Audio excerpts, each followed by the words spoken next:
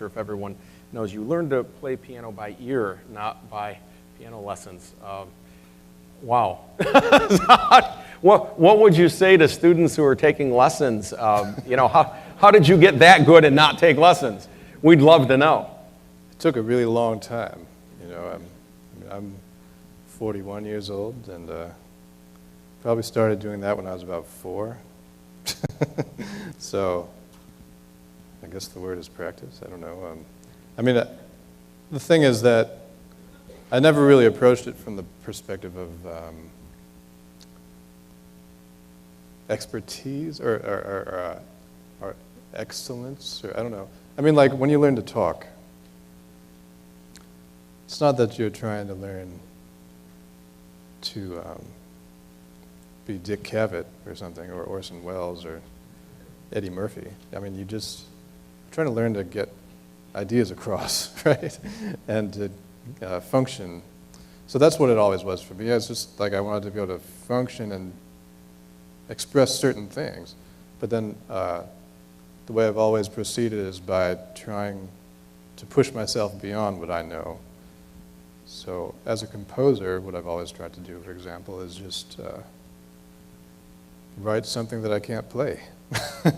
And then see what happens when I try to play it. And that's a kind of stretch that it's not that different from yoga or something like that.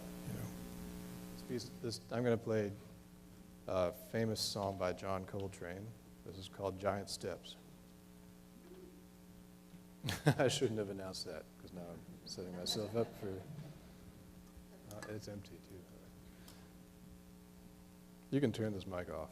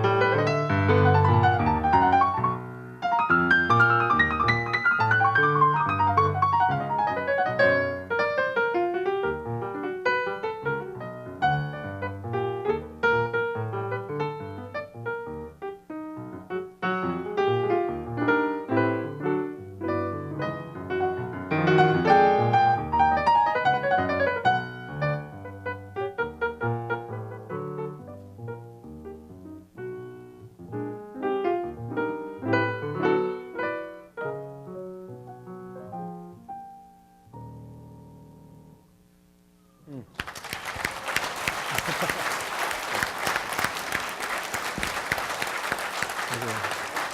you. Thank you so much. Thank you much. Thank you. Your thoughts on tonight? He was very sophisticated, you know, he was very knowledgeable at what he did, and I enjoyed it because he was very comfortable at what he did, and he knew a lot about it. So. Yeah. Any highlights for you in particular? The first song that he played, I don't know what the name of the song, but it was very dark, and he was very intelligent at putting it together. So I figured, you know, he probably put a lot of the scientific information that he knows about together to make that song. So I really enjoyed that. All right. Yeah. Thank you so much. All right, yeah. Well, I actually am a philosopher of art, and I do aesthetics, so I was especially interested in the subject matter, cognitive science, and aesthetics of music, and his work is actually parallel to some of the work that I've been interested in the aesthetics of the visual arts. There is another writer, Dennis Dutton, who has done some work in this area in a book called The Art Instinct, which makes similar claims. But it was great music as well. Great. Yeah. So I mean, I'm guessing that the talk was part of the highlight for you. But I mean, had you heard his music before? Just a little bit, but this is actually the best I've ever heard from him. Great. Great. I thought it was excellent. I really did. It left me with some questions I felt like I would like to be able to communicate more, but it was a great start, and I'm delighted to have been able to be here. Great. Had you heard his music previously? I only just recently discovered it, and I was very impressed, and I thought that I wanted to learn more and be able to participate more in the conversation. So. Oh yeah, I thought it was fantastic. Hey, I mean, he's so talented and so grounded in what he's done and what he's studied. It's fantastic. He brings this great perspective to it that, you know, a lot of the crowd here who are musicians are able to see and experience it, and they don't necessarily put it into words, you know, what he was talking about in terms of the cognition and understanding of like somebody's body movement to the rhythm, but they live it, you know, and they feel it, and it was so great for him to sort of get up there and talk about it and shout. I mean, I thought it was fantastic. Yeah, I mean, so is that one of the kind of highlight points there? Is it seems like he was really bringing up things that people understood, but bringing it from that kind of scientific academic perspective. It really kind of showed just how thought-provoking it all kind of is. Yeah, I would agree.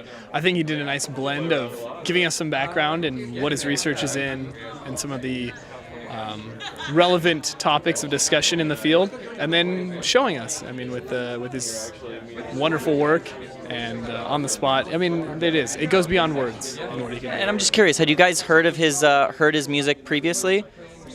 Yeah. I you know, heard a little bit about Vijay through you know, some of the work he's done. I mean, his jazz stuff is fantastic. I mean, you saw on the piano himself that he's amazing. The glories of YouTube. Yeah, right. And you two guys. I mean, I saw it when I signed up. I come regularly, monthly, and it was shared on the webpage, so I listened to a little bit of it on YouTube. So yeah. It was any highlights by chance? Anything that really kind of sticks with you going away from here? Oh, just the way he plays. It was amazing. His fingers just move faster than anybody can move. But it was great. It was great. It was a good change for TechXploration. So you guys are all regulars, I take it? You guys come out monthly? Well, yeah. I mean, we come here regularly, and it was a bit of a different, quite a bit of an experimental sort of. You know, divergent from the usual here, but you know, I thought it was great, and I thought it brought a different crowd and a bit of, you know, a more diverse demographic, and a lot of these things help to build to everyone's overall sort of perception experience here. So, you know, I like that they're forward thinking here at TechXploration, and they're willing to push the boundaries and just keep delivering these cool, innovative talks and series. It's great. Great. I mean,